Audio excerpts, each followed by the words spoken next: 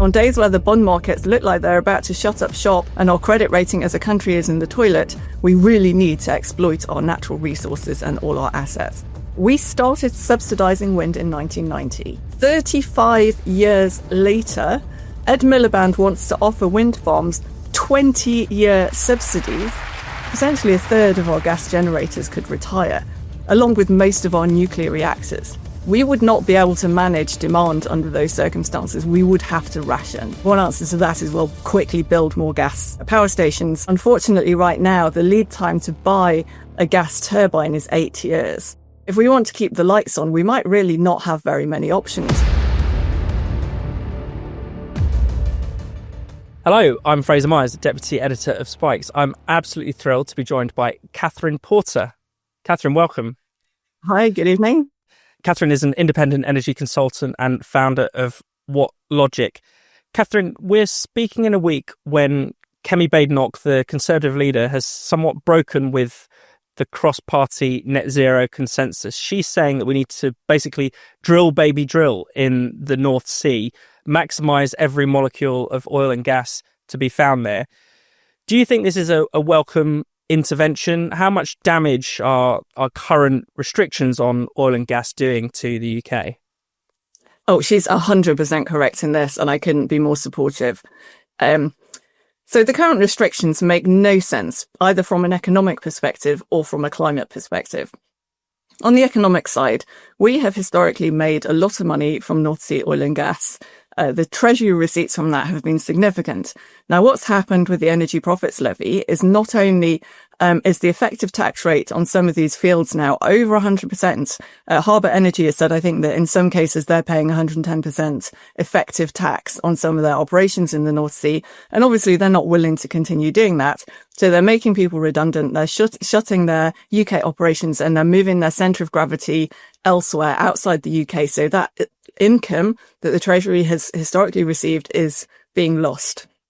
And obviously Labour's ban on new exploration and granting new licenses means that you can't replace it.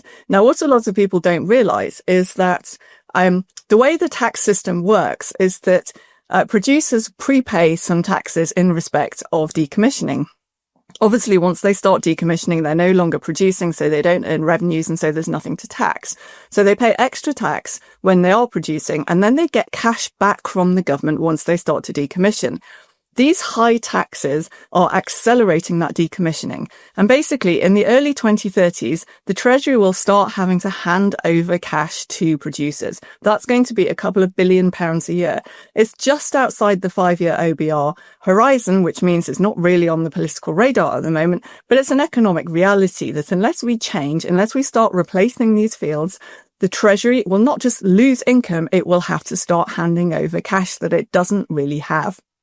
So it's economics to continue along this road. What we need to do is exploit all the resources. People say it's a region in decline. Well, Norway has just found a whole new discovery not far away from our territory. And so it proves that there is more oil and gas there to be found. New technology means that existing fields can be exploited in a more effective way, potentially extracting more than was previously thought. We should absolutely do this. This is one of the very few assets that we have as a country that we can monetize. And on days where the bond markets look like they're about to shut up shop, stop lending us money because our interest payments have become unaffordable and our credit rating as a country is in the toilet, we really need to exploit our natural resources and all our assets. So it's economically terrible, and Kemi's correct to want to stop that.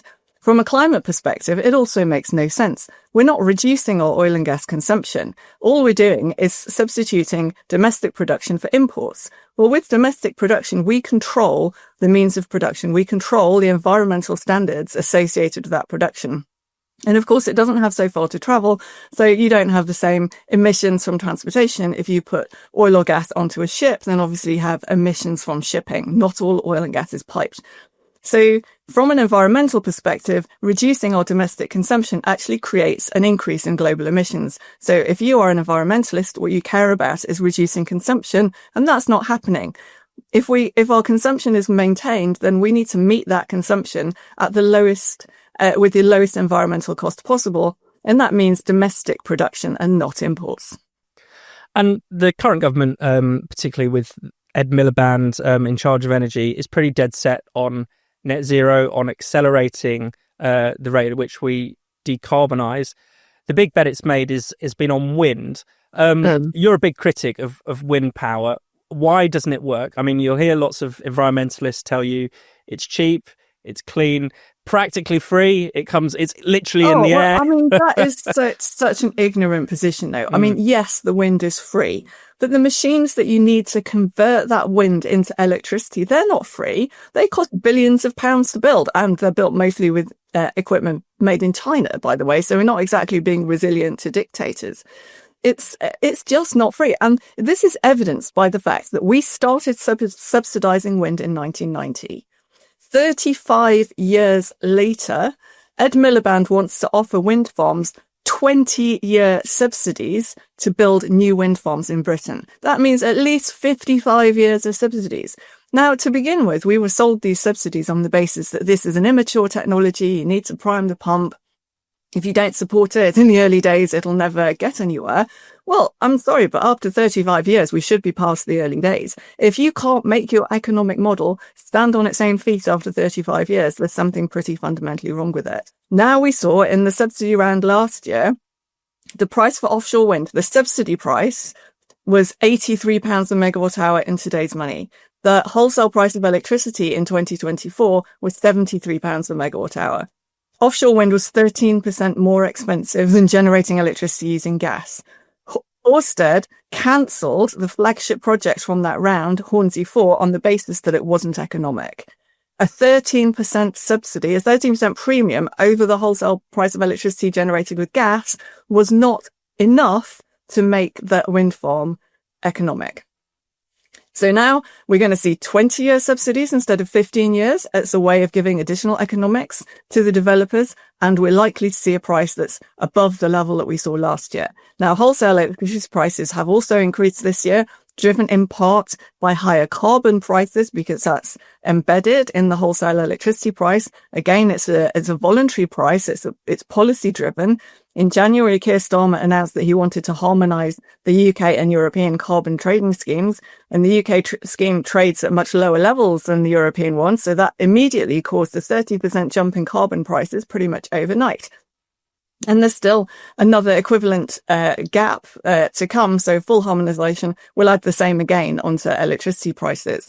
The other interesting reason that we've seen electricity prices increasing this year is because there hasn't been enough wind.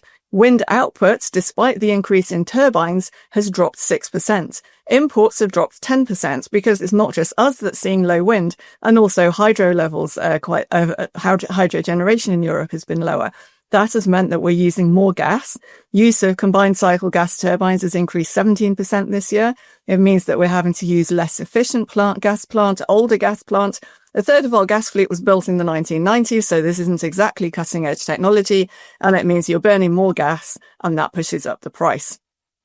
And of course, when I talked about that 13% premium, that's just the subsidy. Of course, it's not windy all the time. The capacity factor of wind, that is the amount of wind you actually expect to generate from your turbines, is only about 35%. Essentially, they don't work 2/3 of the time. So if you build a 100 megawatt wind farm, effectively you get 33 megawatts out of it. Now, that means that you have to pay something else to work when it's not windy. Obviously, that's primarily gas. That costs a lot of money to make sure those gas plants stay available. And then you have to pay to connect all the wind turbines because they're being built in places where you lack grid infrastructure. The fact that we're not actually building the infrastructure we need means that often we have to turn them off. That's costing a couple of £1 billion a year. And of course, the real-time intermittency, the fact that each gust of wind, each cloud changes the real-time amount of generation. And in fact, the electricity system can't cope with that. You need supply and demand to be balanced in real time to avoid equipment from breaking. And so that's costing an extra billions of pounds a year to manage that weather-based real-time intermittency. So the end cost of renewables to the consumer is significantly higher than the cost of generating electricity using gas. And what then about nuclear? Because that seems to offer a clean source of power. It seems to be much more reliable. It's continuous, but it does many British nuclear projects seem to be a lot more expensive than we'd hoped. They take a lot longer to build than we'd hoped. What has gone wrong there with Britain's nuclear Well, it's rollout? not just Britain, it's in the West more broadly. And so I don't know if you remember, but back in March when Kemi Badenoch gave her speech repudiating the net zero 2050 target, she said in that speech that we started to take prosperity for granted. And what she meant by that was that we started to over-regulate. We wrapped ourselves up in so much red tape that eventually we eroded the prosperity that was giving us that freedom in the first place. And that's not just in the energy sector, that's across the economy as a whole. It's why we can't build things. And when we do, it costs an absolute fortune. It's delayed immensely and all the rest of it. Now, we've seen KEPCO, the South Korean nuclear developer, building its reactors. It's built 8 of these in an average time of 8.5 years and an average cost of $5 to $6 billion US. We're looking at £35 billion, so many times higher. And this is all because of our ridiculously stupid regulatory system. We could, in fact, cut through this quite quickly. With the size of the parliamentary majority it has, Labour could just pass a law and say, we're going to build a Korean reactor at Wilver on Anglesey, and that would just be the law. And then the regulations don't even matter. This technology has been certified in the US. It's been certified in Europe. There is a wrinkle because under its negotiation and its agreement with Westinghouse, which originated the technology, KEPCO is not supposed to sell in Europe. But I'm sure that could be remedied through some negotiations at the government level with Westinghouse. So if we were really serious about nuclear, we would do that. We'd cut through the red tape. The Conservatives understand this. They've proposed some amendments to the Planning and Infrastructure Bill that would remove the ability of environmentalists to block nuclear projects. But really, you need to deal with the Office for Nuclear Regulation as well, because that's another major blocker of nuclear development. And to bring in another party, Reform UK have talked about the benefits or potential benefits of fracking. That also is tied up in a lot of controversy. A lot of people, I mean, it was essentially strangled at birth by the last Conservative government over all kinds of environmental and pollution fears and fears even of earth tremors and things like that. Do you think fracking is also a potential way to go for us? So the geologists I talk to are pretty divided on this question. Half of them think that we absolutely have oodles of frackable gas under our feet and we're idiots not to extract it. And the other half say, no, we don't. The reality is we don't know. The appraisal work hasn't been done.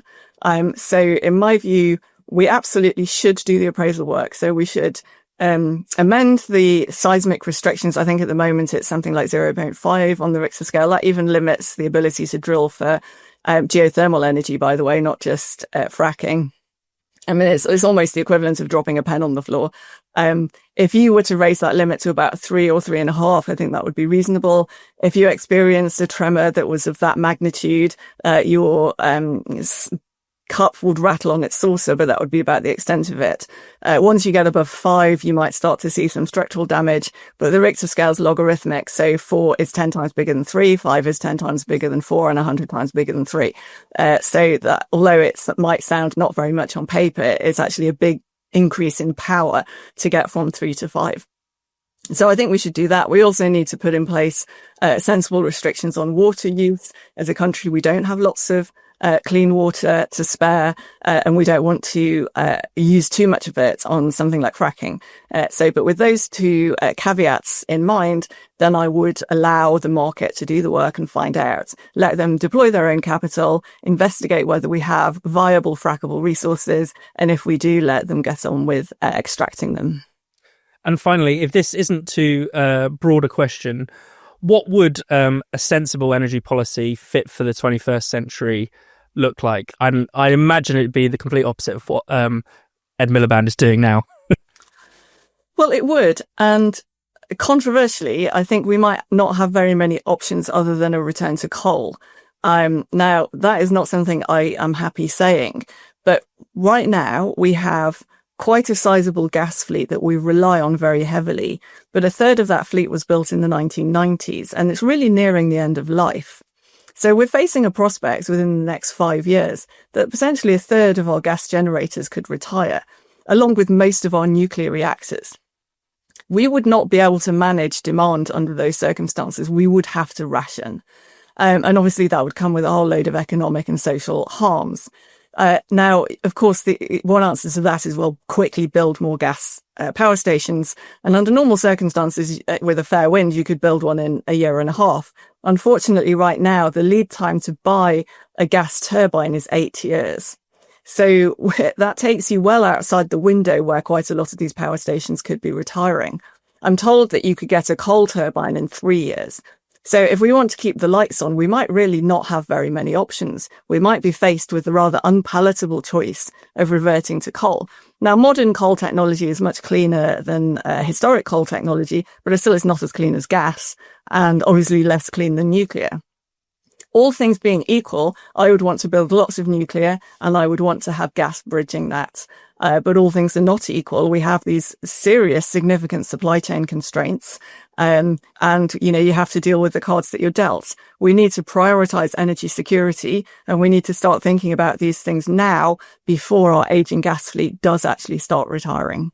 So an energy crisis potentially on the cards if the government doesn't change course or act in some way. Yeah, and it's not just within generation. If you look at our grid infrastructure, power lines last longer, but transformers really don't. And so there was this big spike of grid investment in the 70s, and again, lacking an investment plan to replace that. And we've seen, transformer fires occurring. They're being reported a lot more frequently now. That doesn't necessarily mean they're happening more often. They're just being reported more. But nevertheless, these are not things that will last forever. They will come to the end of their lives and need replacing. The transformer that blew up in Heathrow, that was installed in the 1960s. So, this is also another big concern. We're prioritizing connections of renewables when we're looking at the spend we have on infrastructure. But really, we should be prioritizing making sure the stuff that we have already isn't becoming obsolete and increasing its likelihood of failure. Because some of those assets failing would potentially take out significant parts of the grid. Back in March, we saw that affecting Heathrow, also about 60,000 other businesses and homes in the area. But you could see things with an even wider impact. And, really, we've taken our eye off the ball. We need to look after the boring, old-fashioned legacy infrastructure, the boring, old-fashioned legacy generation, because it's reliable. And, even with the best will in the world, if you wanted to move towards renewables, you can't risk blackouts. And nobody thinks that wind blows all the time. So we are heading towards a situation where not only do we have very expensive energy, we're also having insecure energy. And we saw in Iberia that insecure energy in Western countries is actually fatal. 11 people lost their lives, and that was in Goldilocks weather conditions. It wasn't too hot, it wasn't too cold. A winter blackout in Britain, you could easily see 10 times that number losing their lives, if not more. So this is not something we should be taking lightly. Kathryn Porter, thank you very much. Thank you.